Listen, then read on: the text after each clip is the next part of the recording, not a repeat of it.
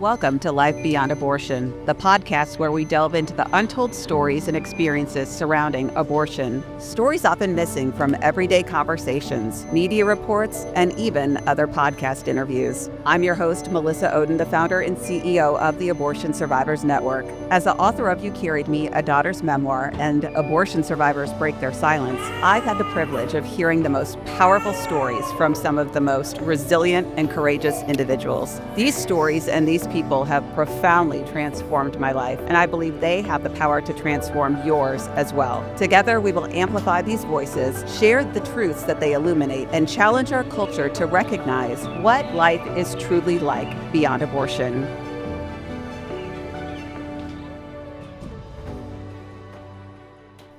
Thank you for joining me for this episode of Life Beyond Abortion. I have another incredible opportunity today to inspire and challenge you, the listening audience, as we talk about abortion and not only this concept of it being a choice and a right, but maybe even the quote unquote condition of when people, even in the pro-life movement, think that abortion should be the option in someone's life. And I know this is a difficult conversation to have, but I really think it takes coming face to face with someone whose experience is different than what you have gone through in your own life. I think it takes really seeing someone and hearing someone to shift your focus a little bit. So today I want you to lean in and listen to the conversation that I want to have with my friend Paula Illari. See, I'm going to say it wrong. Paula Illari. I'm going to age myself, Paula, and say I knew you before you had that last name, right? So I'm thinking of your maiden name, but listening audience, let's just start there by saying Paula is a real woman who has a real life, who also has had a real experience related to abortion. And you are really, really courageous. And so I just want to start there and say, I appreciate you because I know this is not easy to talk about. And I know life is not always easy to live. I think oftentimes, the test builds the testimony. I've heard people say that for a long time. And, I would much rather have lived my life than to not be able to show people what God has done in the midst of all the brokenness. But thank you for having me. I'm really glad to be having the conversation with you today and be on the podcast. And just excited to share more, about my story with more people because it truly is a testimony to the goodness of God. I really feel that in my soul because Caleb and I, neither one, my son, we neither one would be here without that. And, just all the beautiful things that have come out of the last 8+ years of his life and my life as a mom. I can't imagine anything being different. And I can relate to that in such a huge way. It ages me to know how long I've known you and how my children have grown. I mean, right? I love when people are like, hi, I Yes. first met you when I was in grade school and now I'm in, I'm like, shh. But for reference, right? My oldest is 17. We're looking at college and all those things, and life can be difficult, and it's going to be more difficult. But one of the things I've been saying to both of the girls so much lately, Paula, is joy and sorrow are the flip side of the same coin. Oh, yeah.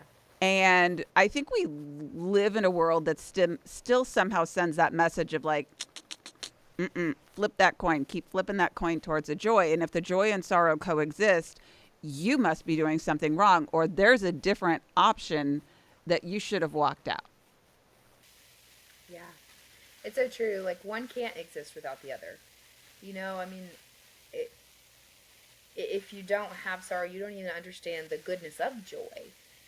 I mean, the words literally depend on each other to exist. And they have to coexist or the other ceases, to exist. So Yeah, and I'm gonna age myself too. And I was thinking this morning, I was telling my kids because they're like, "What are you, what are you doing? What is a podcast thing? What is this?"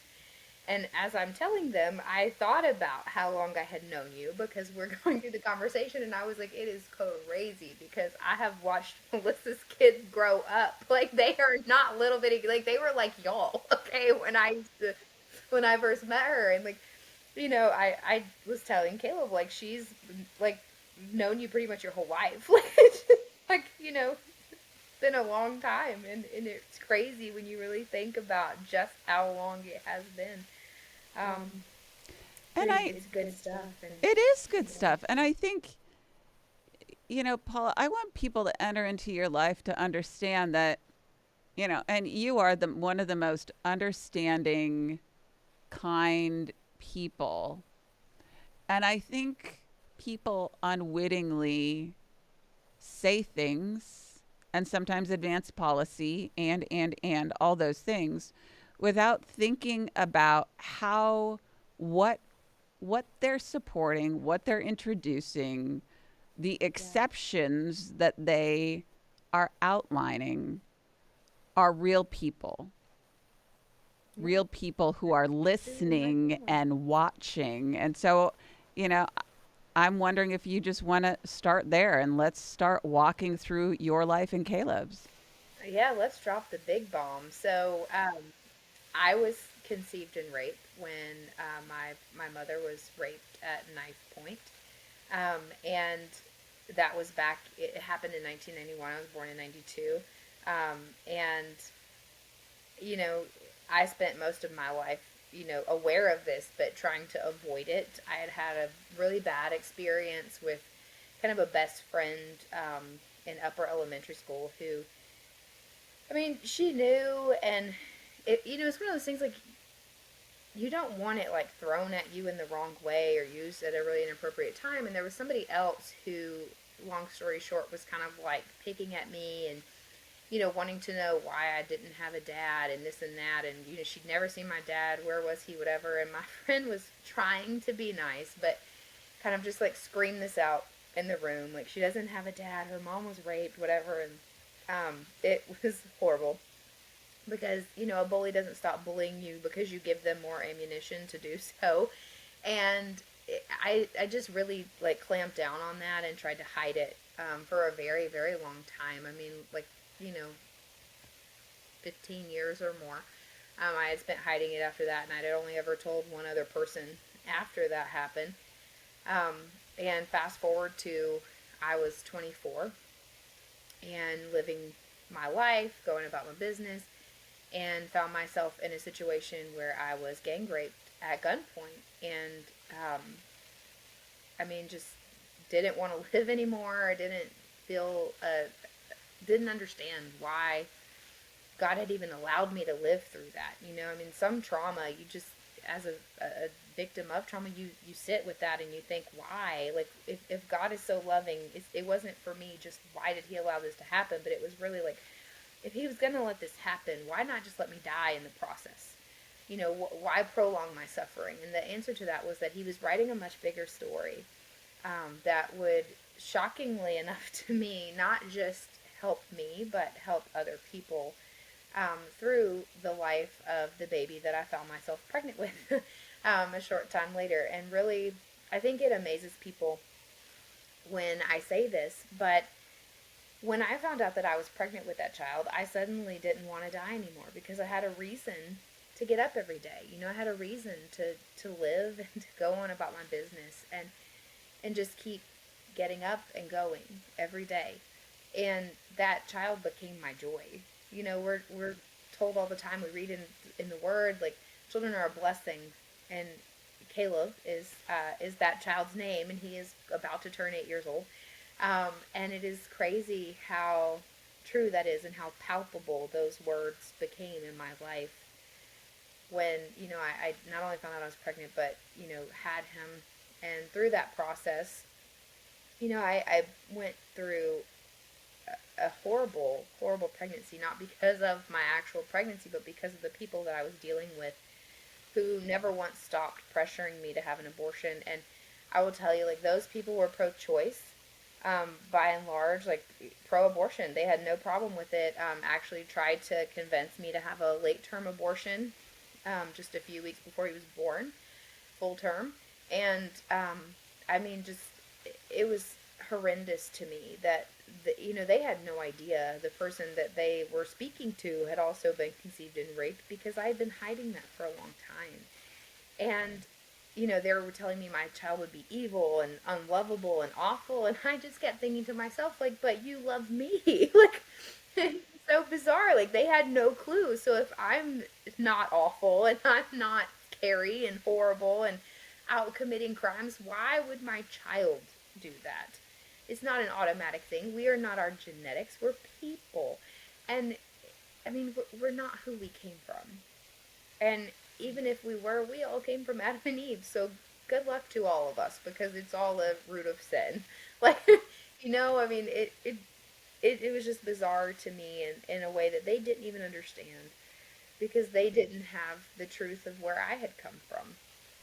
And Right. the And not more that you that, should have to go around saying to the world, hi, right. right? Here's my label. Like, here's my history. Be aware of this. Right. No, I mean, there has to come a level of challenge to the narrative and the challenge of the thought processes that people have to then approach people realizing, man, we never Mhm. know what somebody has gone through. You don't. And I tell people all the time, we don't introduce ourselves with an explanation of why we're allowed to be here. We don't introduce ourselves with an explanation of our conception. Like, you don't see people going, "Hi, my name is Dave, and I was conceived in my parents' bed," or "Hi, I'm Susan, and I was the backseat of the Chevy baby." Like, we don't do that. Like, it's weird. It's so odd that people feel, once they find out someone's conceived and raped, they feel so entitled to make a judgment on a conception scenario. And conception, really, I mean, it's a biological process, right? Like, it's not a defining factor of who you are by any means. And it was really interesting to me, because the more that I I kind of came through all of that, all of the dealings with people, and I mean, it was more stressful, honestly, I think, than the actual gang rape that I went through, to endure the comments from all those people. But they weren't that different than the comments that I encountered from people who considered themselves pro-life but made exceptions. And that's the sad part to me, is that there are people within our own movement who, they're not bad intention. They have misplaced compassion. They think that, once a woman's been raped, it's the kind thing to do to offer her this out for something that she didn't choose. And no, I didn't choose, again, a biological act that created a child, but I chose joy when I knew that I was having a child. And life was never in the balance for me. That was not, abortion was not an option that I considered. Even with it being pushed on me, it just felt so absolutely unnatural. It felt like just something that was stealing from me rather than giving to me. I think people view it as, we're giving her another chance to have her life back and live normally, but that's not normal, because it is abnormal to not love your baby. It is abnormal to have an abortion. These are not normal things. It and I think just that pushing of things that were so abnormal, I craved normalcy. And when you're pregnant, having your baby is normal. It's not that odd. It's not weird to love your baby. Well, and that's such an I mean, I'm so glad that you are bringing that up because I can relate to that as well of wanting some semblance of a normal life even when I am a public figure. I every single day try to live as normally as what I do, and I think Hmm. even though whatever trauma we have gone through, yes, impacts us and even right who we are as we our wives and as we are mothers and friends and all those things, but at the end of the day we're so much more than that. And Right. sometimes people are continuing to like shine that pinpoint light on it, and we're like, hey, I'm just like, I'm pregnant and I'm trying to have a baby over here. Can we just Right. focus on that for a second? That's enough. Like, that's enough. And especially the first baby, like you know that, like you have no idea like what you're physically doing because you haven't experienced that before. And at this point, I'm 5 kids deep over here, and it's kind of old hat, but I still don't want anything abnormal going on during a pregnancy. I'm kind of like, just keep that over there. Like, I got a lot going on, growing up. Right? You're like building your own silo over here. Like, just give me 9 months. Just let me Right. have 9 months to work on this. But I Exactly. mean, again, I don't know that people often think about how they are well intentioned, right? They are, like you said, it's misplaced compassion. They are trying to be supportive of women, but not thinking about the implicit message that that is sending to women, and that it's sending to the child who then is conceived and God willing born. Yeah. What if we all had to wear the sticker that told the world how we were conceived, but yet we didn't get to look at the sticker ourselves? We just had to guess based on how Yeah. people treated us. That would be a game, wouldn't it? Yeah, I mean, it's like that. What is that game called? Right? You have the Headbands or little something? headband with the word. Yeah, the word. And you have no idea what it is. Like it's just amazing to me that people place such a high value on something and use it to define a person. When I mean, technically, like when I was raped, my child didn't exist when that happened. He came to be later as a result of that happening, sure. But he wasn't even in existence. He was still separated into sperm and egg at that point. Um, and I think it's just it blows my mind the weight that is put on that. And even with the misplaced compassion, I have trouble sometimes. Like I struggle with a heavy frustration of having people speak for me, and I feel like you understand this because on some level, anybody in the pro life movement is attempting to speak on behalf of an unborn baby, and who better to represent that than the baby who survived an abortion like you? You know, um, Yeah, I have a People real mood speak about for that us, one sometimes. Yeah, utterly relatable. and when they're speaking for us, and it's what we would say. It's not that difficult to appreciate it. But when people are speaking for me and putting words into my mouth, they're absolutely not in agreement with my values or my life.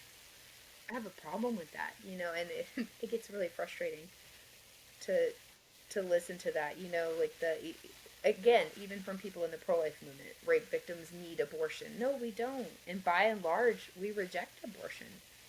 And Do we have any good unfortunately, stats on that, Paula? yeah. So the only major study ever done showed that it's the overwhelming majority. I believe it's somewhere in the range of 73 to 80% of women pregnant by rape choose life, and it's split on um, parenting and placing for adoption. But it also showed that women who have abortions after rape, I mean, just overwhelmingly have a lot of regret. Over 90% would not recommend abortion to a fellow pregnant rape victim.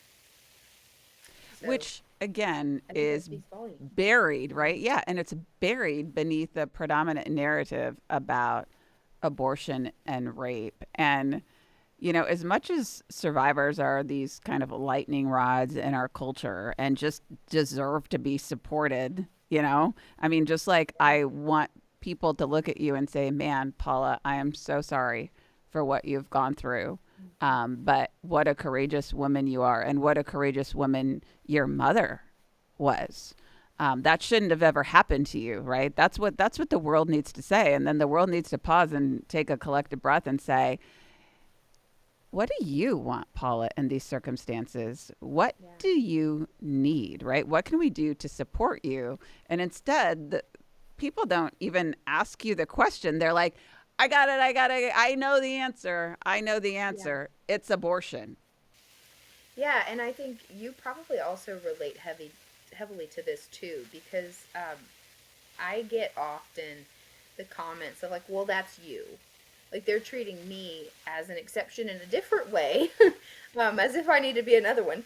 But just to say, well, most people wouldn't agree with you, but we know the data says it's not true, and I feel like I've heard similar comments about you, especially when you've talked about like the relationship that you have with your birth mother and things like that. Like, oh, well, that's great for them. Like her birth mother, was pushed or forced into that.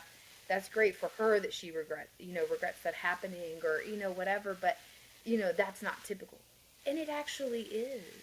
And that's the thing. Like people don't look at data. They don't look at us, like you said, as human beings who can speak for ourselves and who can tell them our wants and needs.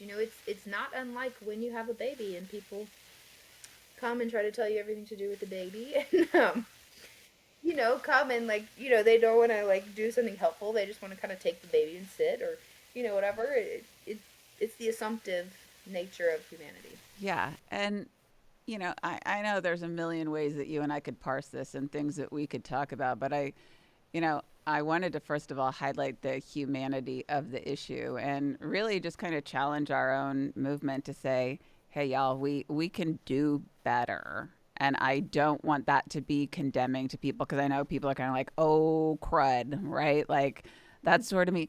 And again, it's not about condemning people, but it's saying, hey, could we enter into this like with some curiosity to say, is there the more I could learn about this? Is there a way that I could learn to talk about this in a different way and look at research, find the voices of people who I can then amplify their voice, their experience instead of speaking for them? How about I amplify their voice? That's empowering to you and it gives more credibility to the person who is wanting to make a pro life argument. Like win win across the board.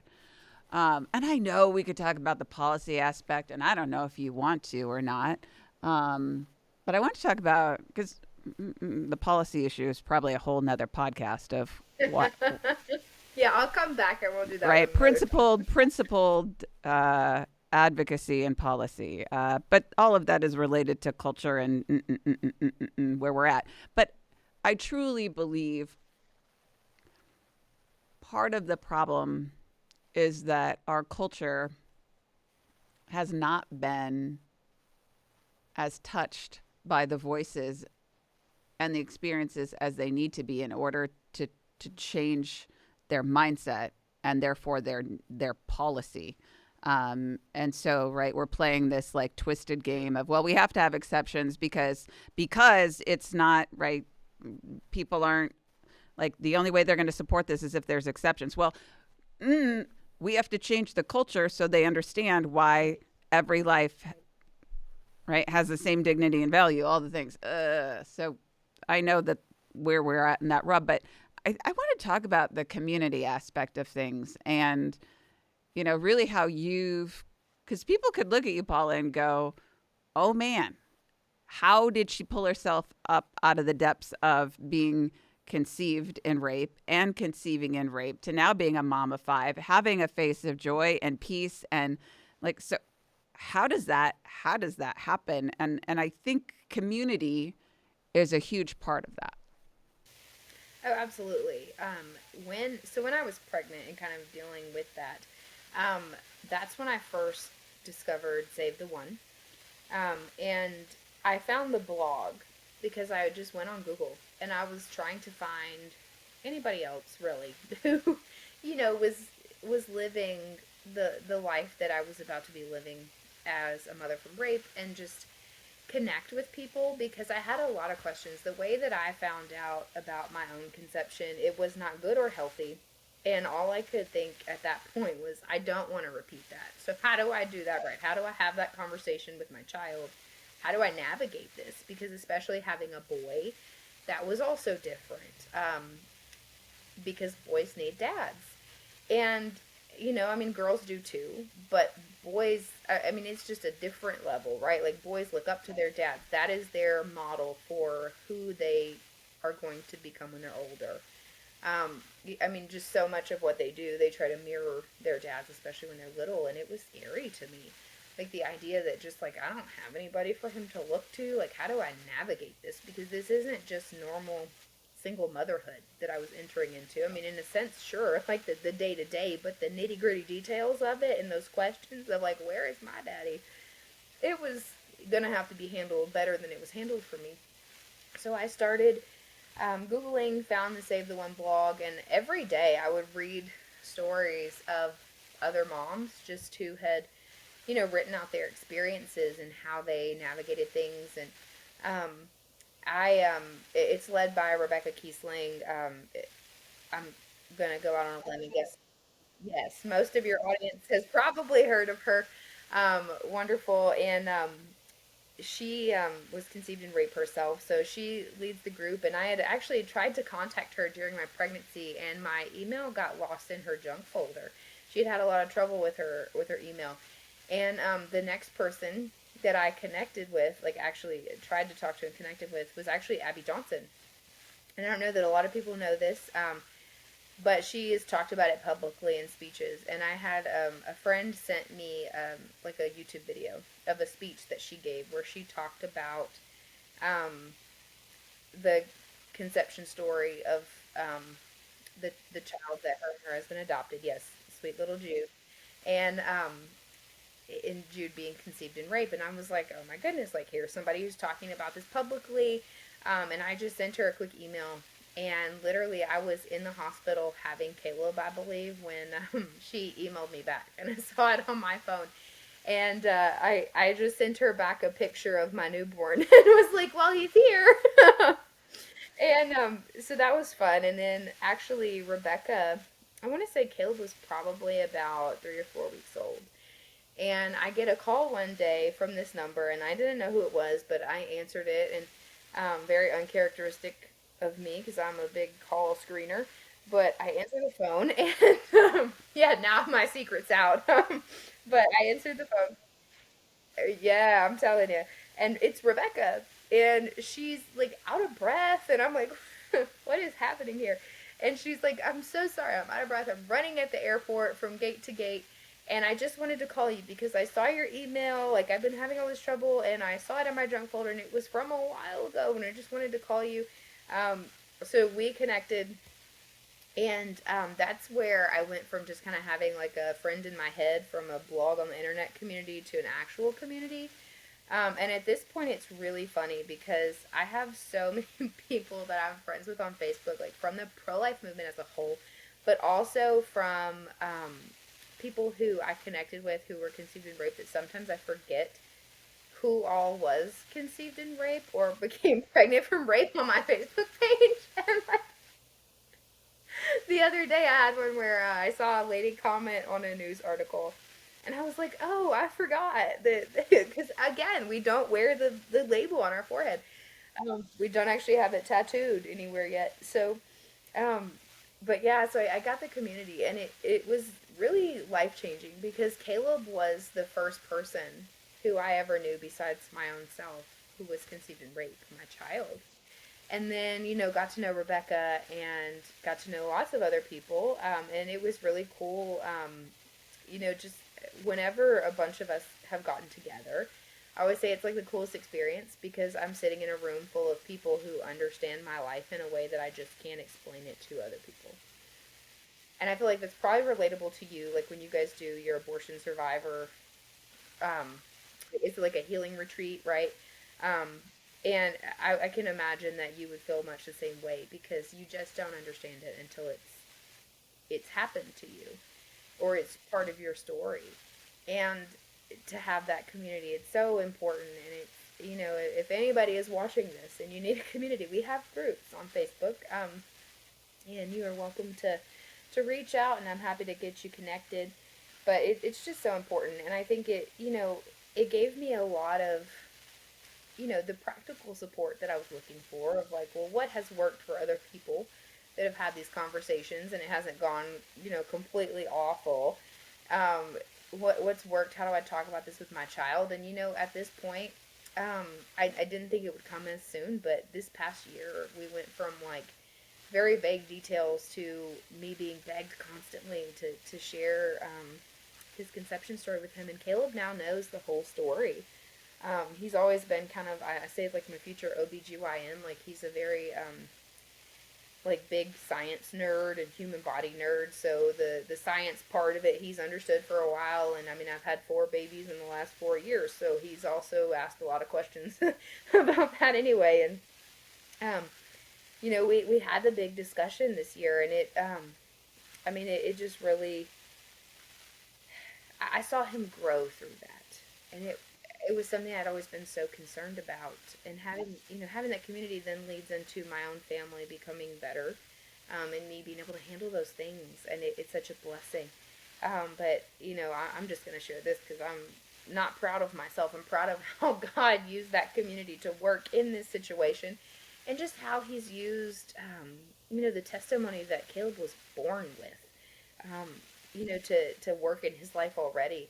I mean, he's so excited. Like, he is going to the March for Life in January for the first time, and he's like just ready to get out there. It's so funny because he, Charlie Kirk recently, was killed, and he liked to watch Charlie's videos, and more than those, he has always really loved watching Kristen Hawkins' videos from Students for Life, and he nerds out over these great big debates, and he's so excited that he's going to get to go and talk to people about babies conceived in rape. And I mean, he is like ready to go. He was telling me the other day, like, he's going to get him a sign made, and he's going to go out there, and he's just ready. He's going to march for all the babies. And I'm so excited to take him and to see just that growth in him of embracing his testimony in a way that, at his very young age, he just wants to help other people with the hard parts of his life. And I think, we so often want to shield people from anything ever being hard. And I mean, even with our kids, like, I am all about protecting my kids and trying to keep them safe and not, overexpose them to things, but I also believe in a certain level of exposure because they've got to be able to handle things. Like, I don't want the first time they ever hear about drugs to be when someone's offering it to them.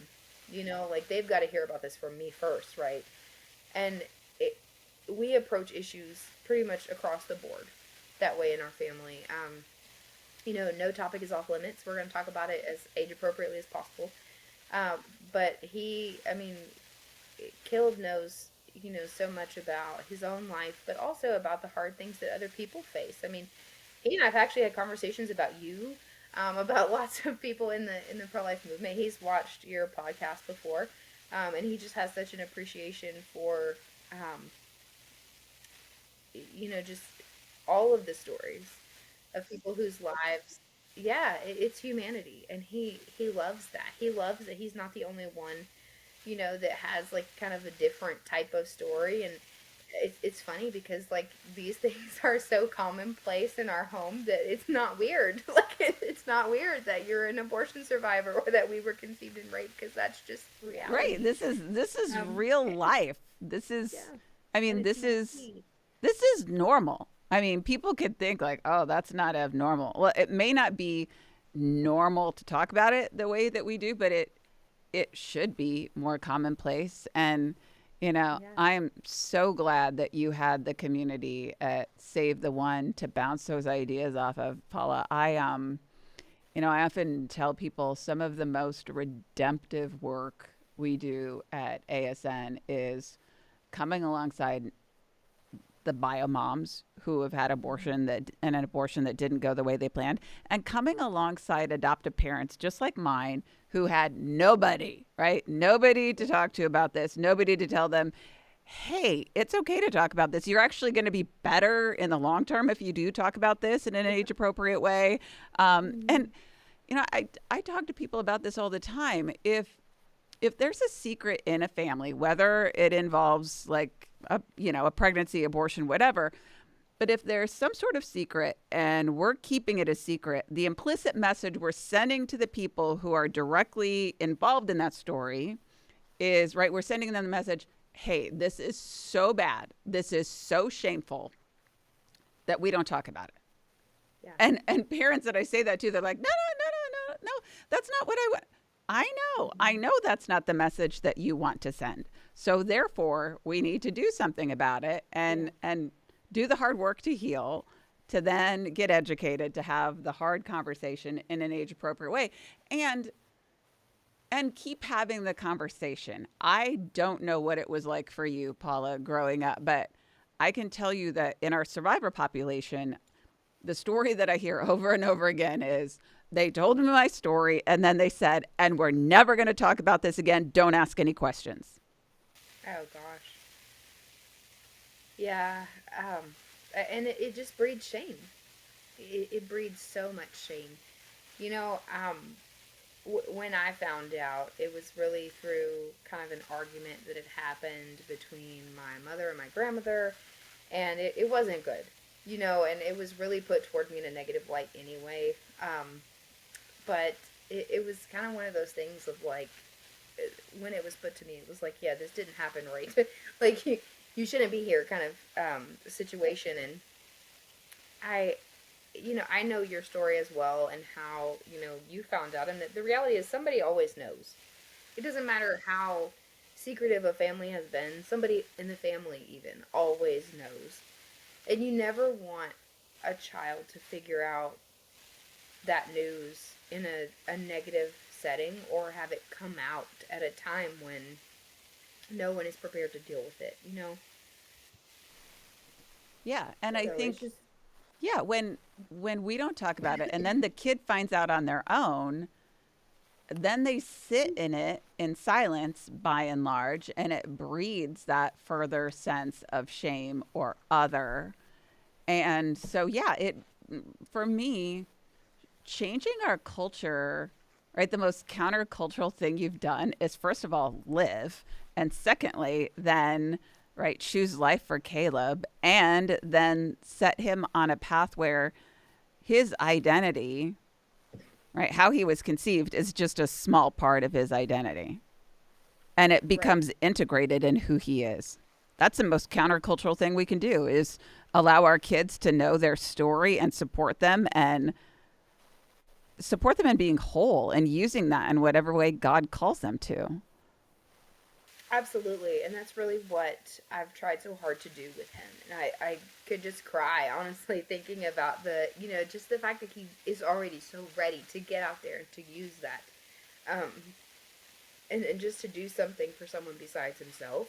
Because I know for me, after my experience in pregnancy, I kind of told myself, like, okay, I'm never going to tell anybody else this ever again. Like, we're just not going to talk about it, maybe.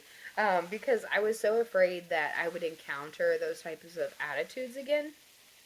And I mean, it felt like I had just run this marathon in pregnancy of like just the constant harassment that I dealt with from people, and I was so tired. Like I just couldn't carry it anymore.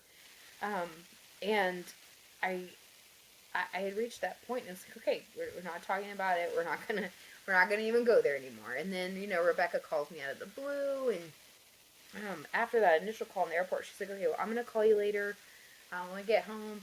I can't remember if it was later that day or the next day. I talked to her at length, and she's like, I told her about, how I had felt so connected, with the blog and how many of those I had read, like, every day. And she's like, well, you should write your story and, be able to help somebody else. And I was like, I don't think so. I don't know about that. Like, and she kind of like, there was pressure there. Like, I'm not gonna lie, there was some pressure there, but it wasn't in a bad way.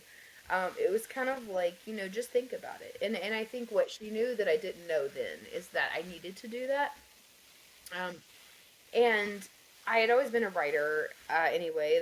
I was a journalism and English creative writing double major in college. So the idea of writing a blog, I was like, okay, I mean, it's not that big of a deal. Like, I'll just write it, and if I don't like it, I don't have to even send it to her, but I'm going to write it and just see what happens. And so I write it. She loves it. I tell her she can go ahead and publish it. It's fine. Because then I was like, I should at least, contribute back to the thing that helped me. And, at the very least, just do that. And she was talking about, well, if you like to write this much, you could start speaking with us if you wanted to. And I was like, are you crazy? Like, I wish that I had, like, a Polaroid of my face, because I'm sure it was great, the look that I was giving her on the phone that she couldn't even see. But I thought she was nuts. And, even then I said, like, no, I will never do that. I just won't. And it was funny because God just kept calling me. I always tell people it felt like a drum in my head. The beat kept getting faster and louder. And I just I couldn't keep saying no. And so when I started, it was like this very slow roll. But the more that I did it, I went from being like afraid to talk about it and, like, how's it going to make me feel? Am I going to do okay with it? To realizing that talking about it helps. And it was like, we've done this for a long time. That talking about trauma, I mean, it's why we send people to talk therapy, right? Like, it helps, like, duh. And I just never thought that talking about it in such a public way would be healing, but it has. And, being able to use those experiences to help others, and like you're saying, journey along with others, like you guys journey with moms um you know whose abortions did not snuff out those lives, and you continue walking with them, and just like that offers you, all of you, healing. And this, it's such a beautiful full circle picture. I love that too. I love getting to come alongside other women who are pregnant, or have little ones or whatever, and just journey with them, because it's a lot easier to face the world when we're holding hands. So you're not by yourself. We're not made to live in isolation. We're made to live in community. And again, it's one of those things, you just don't get it until you get it.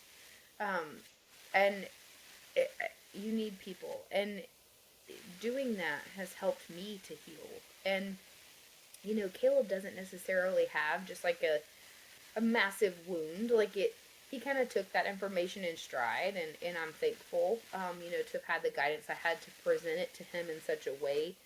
I thank God that he filled all the gaps that would have been left with that even. But he just kind of took it in stride and kept going, and has used that as, something where, it's something that is driving him rather than something he's allowing to drive him. And, he's already kind of figuring out that doing stuff to help other people is going to help him too. And I love that, that he's already using it positively and trying to do that too. And I'm thankful that, he'll have the opportunity to do that earlier than I did. Because I think if I had had that as a kid, things would have been a lot different for me. Like, it just would have been a lot different. Well, and that's part of that redemptive story that probably doesn't make sense to a lot of people if they haven't walked in your shoes or listened to you, but to know that, right, even though it never should have happened the way that it has, your mom shouldn't have endured the trauma of rape. You shouldn't have had to endure the trauma of rape.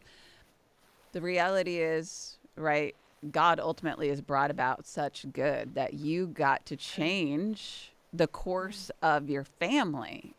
And how many people are probably given that opportunity but don't walk it out? I mean, I've seen that in my biological family. Like, man, they were given a lot of different opportunities to come alongside my birth mom and Right. support her and talk about how the pain of abortion impacted, but that's not what happened. And I feel like God was like, all right, I this time 30 years later I got to step in. Right. Exactly. And I feel very blessed to have, I guess, just been so absolutely broken and desperate. And I know that's weird to say, but it's when you hit rock bottom that you finally reach up and you just let God pull you up.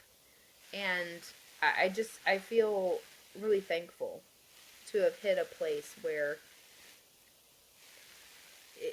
like I said, it's weird to say, but just where I was so broken that it didn't matter what the plan was. I just needed to know that he had a plan, and I needed that reminder. And I'm thankful that I had the headspace to accept that. Um, that beautiful reminder that he was still in control and he could still use anything for good. You know, I have people say to me all the time, "Oh, so you think God planned for you to get raped?" No, absolutely not. Like, no, of course not. But I do think that God knew that was going to happen, and He had a plan for how to, to pull me out of the despair that I was in, and a plan like Jeremiah 29:11 to give, me hope and a future. Right. And And hope in a and future to other people as a result of it. yeah, my favorite verse is Genesis 50:20, where Joseph's in Egypt, and his brothers come back and they have the reunion and all of that, and he says, for you intended to harm me, but God intended it for good to accomplish what is now being done, the saving of many lives. And that's kind of become my life verse, because I see how, something that was done with the intention of harming me, it did, but God repaired that. He repaired that wound, and what has come of that is other lives have been saved. And that's not my doing, that's His doing alone. I just have allowed Him to work in my life, and I think that's the most relatable thing about the story. Not everybody can relate to being raped or to having an unplanned pregnancy or any of those things, but we all can relate to something kind of going wrong in our life and having the opportunity to let God use it for something bigger, something outside of ourselves. Yeah, And I and think that adage of, right, to be better, not bitter. exactly, exactly. If you could say one thing to someone listening who maybe has said, "Okay, Paula, like I hear what you're saying and I believe you for you, but, I'm having a problem with this one about abortion in the case of rape or incest." What would be your top line statement? If a child was already born and let's say is 3 years old and their father went out and raped someone, would you be okay with us killing that child? If your answer is no, then you shouldn't be okay with another child being killed because of their size and location. Ding ding. I'm going to let that one stand on its own cuz that one's a powerful one. And what would you say maybe to someone right now who, has been victimized by rape or incest and maybe they know they're pregnant, maybe they don't know yet. I mean, what would you say, Paula? First off, I'm incredibly sorry that that has happened, not just to myself but to others. It's not something that ever should have happened. But life does get better. Number one, and number two, your child is a part of you and will be the biggest blessing in your life and in your healing. Just hold on to that blessing. Hang on to that baby and love your child. You're not abnormal for loving your child. Um, Right, you're it's not it's alone in okay. that experience. Yeah, I mean, you're a mom, and it's normal to love your baby, and you can love your baby, and you will love your baby, and your baby will be just as lovable as any other baby. He or she will not be born with the labels we were talking about on the forehead. Like, no, it doesn't doom you to a life of destitution or despair. That baby is a source of joy and love, and all of those things multiply daily. And God's blessings are not, um, the value of those blessings does not increase or decrease with the circumstances under which they are given. I know that you guys are going to go to the March for Life. I can't wait to see Caleb. I mean, this makes me super stoked. That's going to be great. I might have to bring a kid or two of mine. But But Save if people them. want to support you guys going or Save the One, because that's who you go with, Save the One Mhm. is the kind of advocacy and community support group for the 1% who are targeted often for abortion. Uh, how can they find out more about Save the One and making sure these voices are heard?